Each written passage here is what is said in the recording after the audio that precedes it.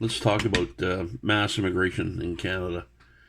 Um, Now, I don't want you to think that I'm against it because I'm not, but I'm against anything that's not.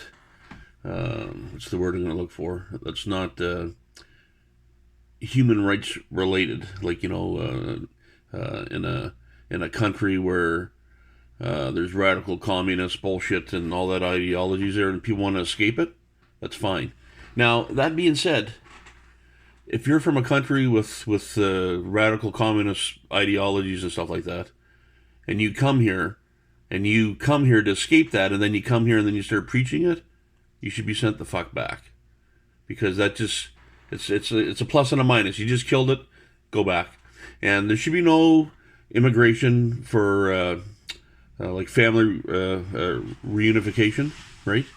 Which means like you get out of a country just because, and then you get here and you go through the 5 years of all the bullshit, and then you start crying, well, I miss my mom, I miss my dad, I miss my 36 cousins, and then that gives you the right to bring them all the fuck over too. That's bullshit, absolute bullshit. It just it's another straw breaking the camel's back, just another hardship for Canada. Anyway, and that's not a human right. It's not a human right issue. So people get confused, right? Uh, None of us really fight against something that's a human right issue. If there's a mother and a child, they're homeless because of a war-torn country, bring them in. That's fine, right? But even at that point, the husband and the other family members that are there, I think there should be a strict entry examination of that person or the people that are coming in. Not just bring them in and we'll deal with it after.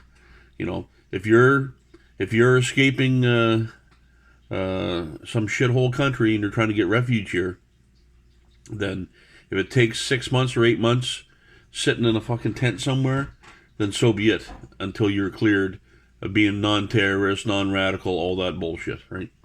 So at the end of the day, all you liberal tree-hugging people have to understand something, that you bringing over healthy, educated people into our country, like you're bringing doctors, dentists, lawyers, welders, whatever, right? You think, oh, look what we're doing for our country. Yeah, oh yeah. So you think you're doing the right thing, but look what you're doing to their country, a country that's trying to develop and trying to straighten itself out. You're taking all their skilled people, all the healthy people, and taking them out of there and bringing them here, right? Anyway, it makes no sense because you don't think past your nose. That's the problem.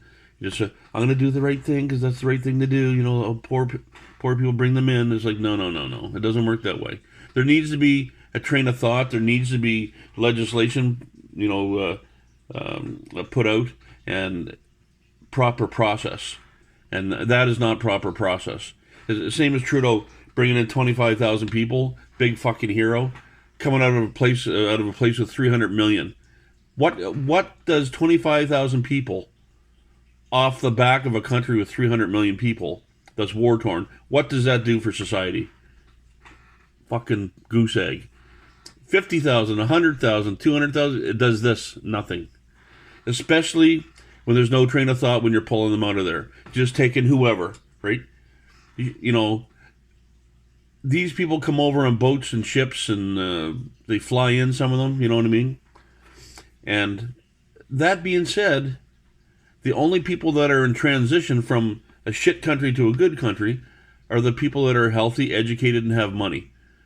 So if you're a big diehard trying to help the poor, you're not helping the poor. You're crippling them more.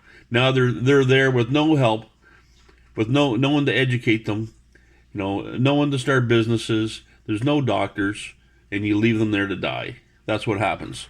And that's the truth of the story.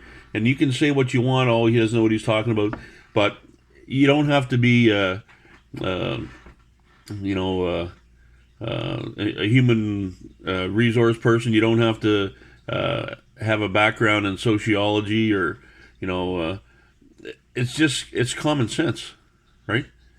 If you're, like I said, if you're getting here, flying here, whichever, you're healthy to travel, or you have money to fly here, or you have money to pay that person off to get onto that boat to come to Canada.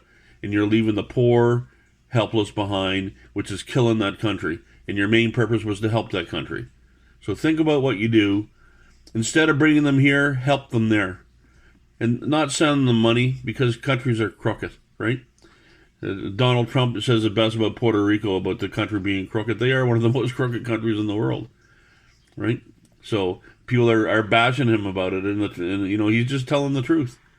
So I really think with all these hundreds of thousands of people that are crying, oh, save these people and stuff, make a big list of the people that want to go over there. We'll put you in a fucking plane.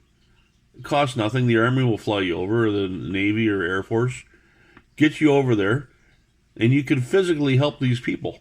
If it's that much of a concern to you, hey, hop on the plane. Let's go, big mouth. Let's go help that country. And then we'll see at that point how much you put that flag in the air and fight for the right thing. Because it's just a bunch of this. It does nothing. Anyway, immigration, you should cut it right out. End of story.